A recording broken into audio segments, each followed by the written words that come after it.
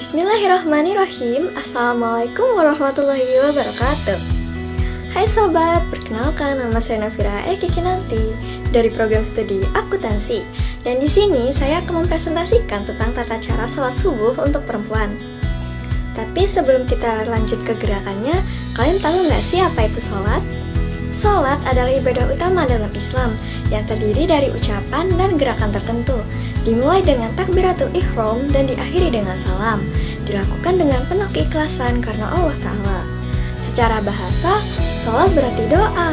Sedangkan secara istilah, sholat adalah ibadah yang mengandung doa, zikir, bacaan Al-Quran, dan gerakan tubuh yang menjadi bentuk penghambaan seorang hamba kepada Allah. Sholat adalah rukun Islam kedua setelah 2 kalimat syahadat. Rasulullah bersabda, Islam dibangun atas 5 perkara.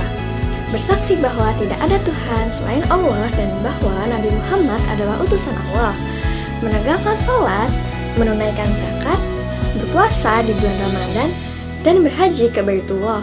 Hadis riwayat Bukhari dan Muslim. Rasulullah juga bersabda, pokok segala perkara adalah Islam, tiangnya adalah sholat, dan puncaknya adalah jihad. Hadis riwayat Tirmizi nomor 2616. Hadis ini menegaskan bahwa sholat adalah tiang agama. Bila sholatnya baik, maka seluruh amal ibadah akan baik. Bila sholatnya rusak, maka rusaklah amal lainnya. Allah juga berfirman dalam Al-Quran, dirikanlah sholat.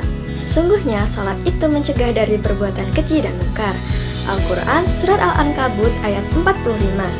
Namun, Allah juga memperingatkan, maka celakalah orang-orang yang sholat, itu orang-orang yang lalai dari sholatnya. Al-Quran Surat Al-Ma'un ayat 4-5. Pengertian sholat subuh. Sholat subuh adalah sholat wajib 2 rakaat yang dilakukan pada waktu fajar, dimulai sejak terbit fajar shodiq hingga sebelum terbit matahari. Ia merupakan sholat yang paling berat bagi orang munafik, namun paling besar pahalanya bagi orang yang beriman. Rasulullah bersabda, barang siapa sholat subuh, maka ia berada dalam perlindungan Allah. Hadis riwayat Muslim. Dan dalam hadis lain, sholat yang paling berat bagi orang munafik adalah sholat isya dan sholat subuh.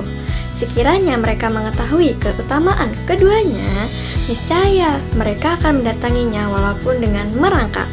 Hadis riwayat Bukhari dan Muslim.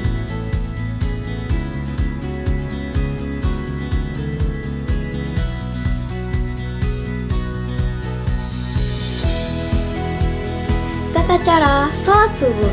Yang pertama adalah niat. Perempuan berdiri menghadap kiblat dengan tenang. Niat dilakukan di dalam hati tanpa dilafalkan keras. Niatnya adalah bermaksud melaksanakan sholat subuh 2 rakaat karena Allah Subhanahu wa Ta'ala. Niat menunjukkan keikhlasan hati dalam menghadap Allah Subhanahu wa Ta'ala dan menjadi pembeda antara ibadah dan aktivitas biasa. Bismillahirrahmanirrahim. Usolli fardhus subhi ra'ataini mustaqbilal qiblati adaan lillahi ta'ala. Yang kedua adalah takbiratul ihram. Setelah niat, perempuan mengangkat kedua tangannya sejajar bahu atau sedikit di bawahnya sambil mengucapkan Allahu Akbar. Berdiri rapat dengan kaki tertutup. Gerakannya lembut, jari-jari rapat dan telapak tangan menghadap ke arah kiblat. Ibu jari tidak perlu sejajar dengan telinga. Setelah takbir, tangan kanan diletakkan di atas tangan kiri di atas dada dan siku dirapatkan ke tubuh agar lebih tertutup. Takbiratul ihram adalah tanda memulai sholat, meninggalkan urusan dunia dan menghadap sepenuhnya kepada Allah Subhanahu wa Ta'ala. Apabila Nabi Muhammad memulai sholat, beliau mengangkat kedua tangannya sejajar dengan bahunya lalu bertakbir. Hadis riwayat Bukhari dan Muslim. Sahal bin Sa'ad radhiyallahu anhu adalah orang-orang diperintahkan meletakkan tangan kanan di atas tangan kiri pada dada. Hadis riwayat Abu Dawud dan Nasa'i. Yang ketiga adalah doa iftitah, Al-Fatihah, dan surat pendek. Setelah takbir, perempuan membaca doa iftitah secara lirih, lalu membaca surat Al-Fatihah dengan khusyuk. Bacaan dilakukan pelan, cukup terdengar oleh diri sendiri, bukan dengan suara keras. Setelah Al-Fatihah, dilanjutkan membaca surat pendek dari Al-Quran, misalnya Al-Ikhlas, Al-Asr, atau lainnya. Al-Fatihah adalah inti doa dan pengakuan seorang hamba kepada Allah. Bacaan surat pendek memperkuat makna tauhid dan keimanan.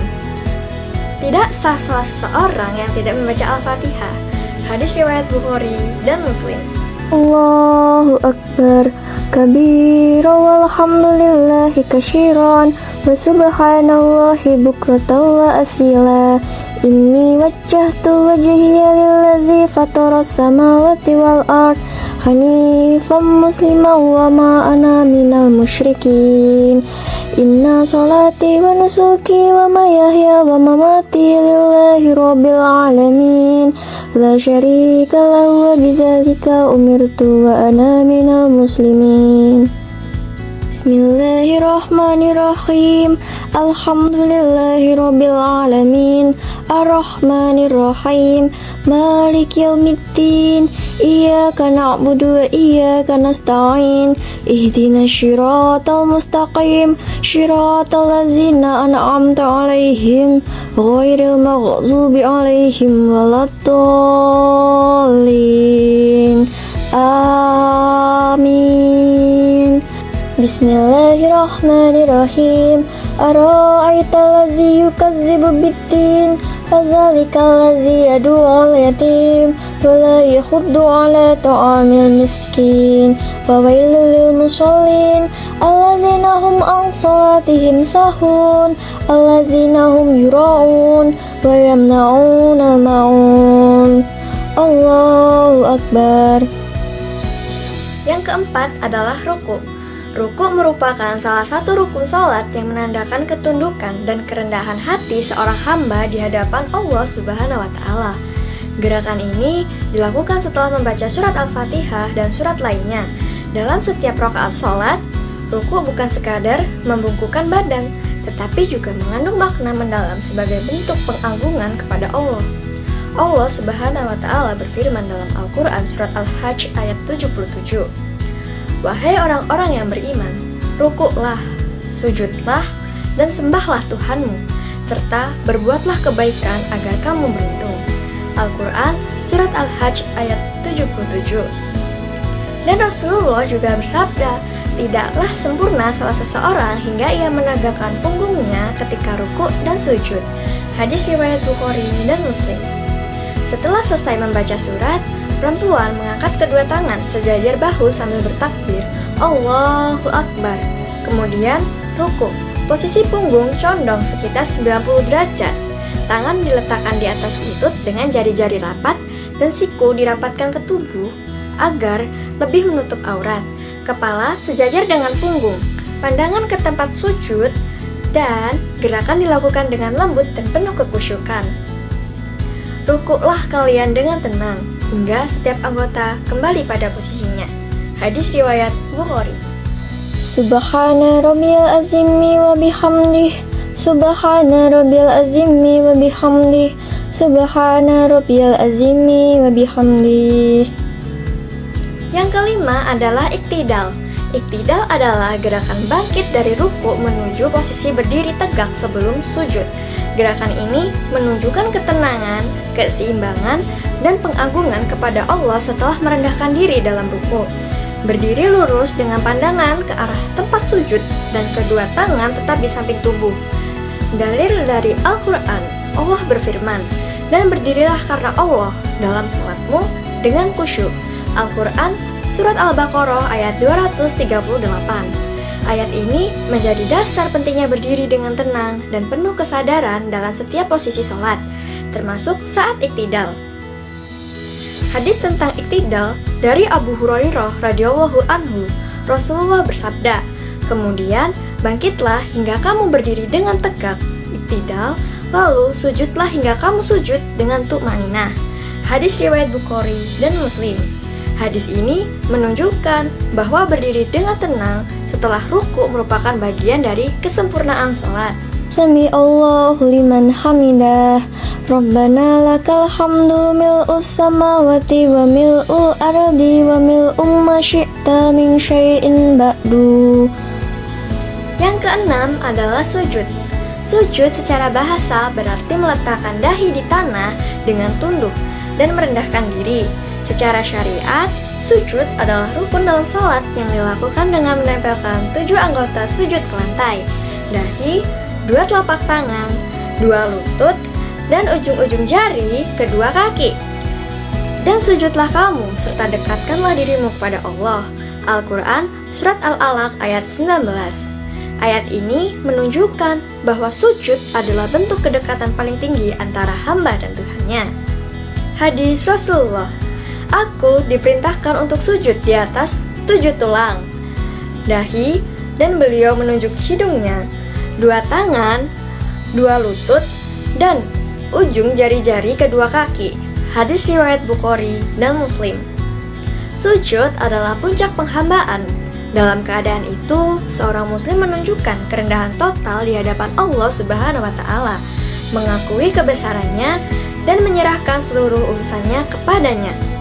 Dan orang-orang yang bersujud kepada Rob merupakan dengan penuh khusyuk dan tunduk akan mendapat ganjaran yang besar. Al-Quran Surat As-Sajdah ayat 15 dan 16. Sujud mengajarkan kita untuk selalu merendahkan diri, berserah diri, dan mengingat bahwa tidak ada kebesaran selain Allah Subhanahu wa Ta'ala. Caranya adalah saat turun untuk sujud, perempuan melakukannya dengan gerakan lembut dan tertutup. Lutut lebih dahulu menyentuh lantai, diikuti tangan, lalu dahi dan hidung. 7 anggota sujud tetap menempel di lantai seperti laki-laki. Tangan diletakkan lebih rapat ke tubuh sejajar dengan bahu. Siku dirapatkan ke sisi tubuh, tidak dijauhkan. Perut menempel pada paha agar lebih tertutup. Kaki dirapatkan dan jari-jari diarahkan ke kiblat. Imam Nawawi rahimahullah berkata dalam Al-Majmu', perempuan disunahkan merapatkan anggota badannya ketika sujud, karena itu lebih menutup auratnya. Allahu Akbar. Subhana rabbiyal a'la bihamdih. Subhana rabbiyal a'la wa bihamdih. Subhana rabbiyal a'la wa bihamdih. Yang ketujuh, duduk di antara 2 sujud. Duduk di antara 2 sujud adalah rukun dalam sholat yang dilakukan setelah sujud pertama dan sebelum sujud kedua. Gerakan ini menandakan jeda, ketenangan dalam sholat, sebagai bentuk ketundukan dan pengharapan kepada Allah setelah merendahkan diri dalam sujud. Kemudian, duduklah hingga kamu benar-benar duduk dengan tenang. Hadis riwayat Bukhari dan Muslim. Hadis ini menunjukkan pentingnya tumaninah, tenang, dan tidak terburu-buru dalam duduk di antara 2 sujud. Bangkit dari sujud dengan lembut dan tertutup.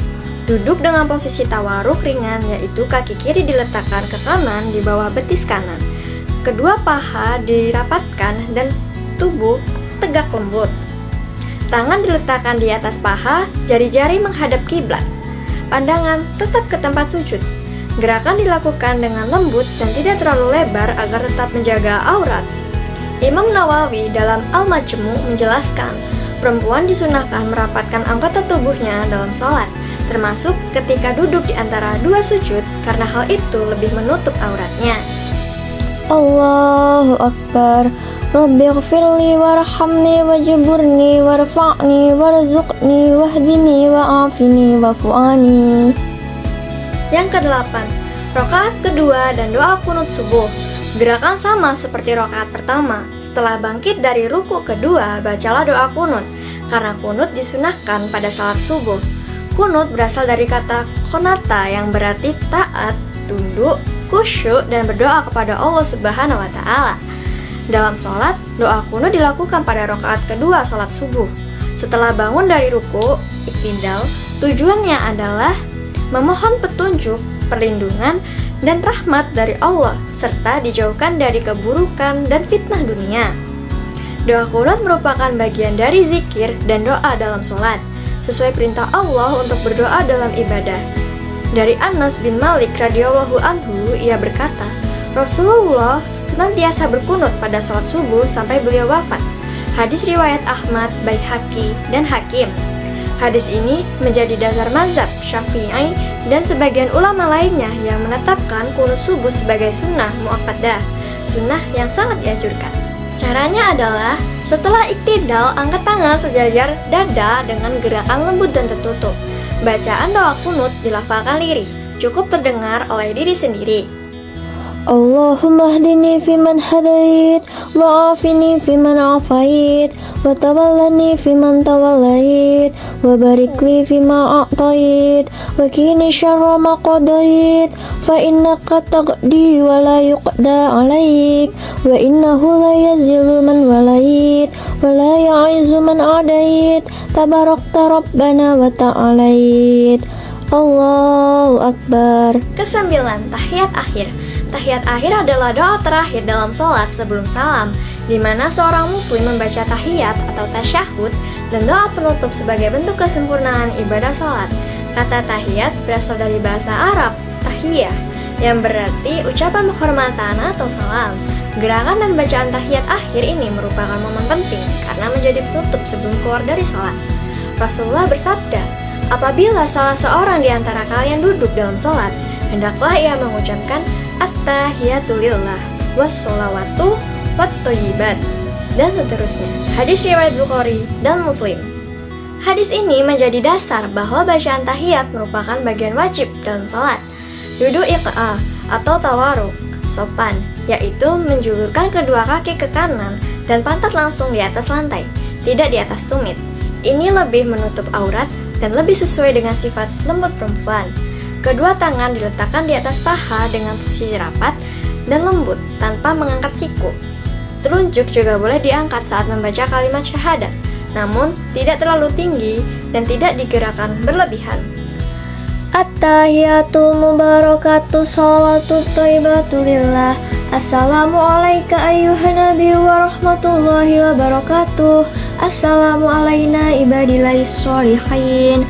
Ashhadu an la ilaha illallah wa ashhadu anna Muhammadar Rasulullah. Allahumma sholli ala Muhammad wa ala ali Muhammad kama sholaita ala Ibrahim wa ala ali Ibrahim wa barik ala Muhammad wa ala ali Muhammad kama barakta ala Ibrahim wa ala ali Ibrahim fil alamina innaka Hamidum Majid. Yang terakhir adalah salam. Salam adalah penutup ibadah sholat, menandakan bahwa seorang hamba telah selesai berdialog dengan Allah dan siap kembali ke kehidupan dunia.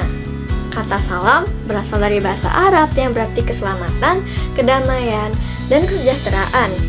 Salam bukan sekedar gerakan menoleh, tetapi merupakan ungkapan doa dan kasih sayang kepada sesama muslim sebagai simbol bahwa setelah sholat, kita membawa kedamaian kepada orang lain. Rasulullah mengakhiri sholatnya dengan salam ke kanan dan ke kiri.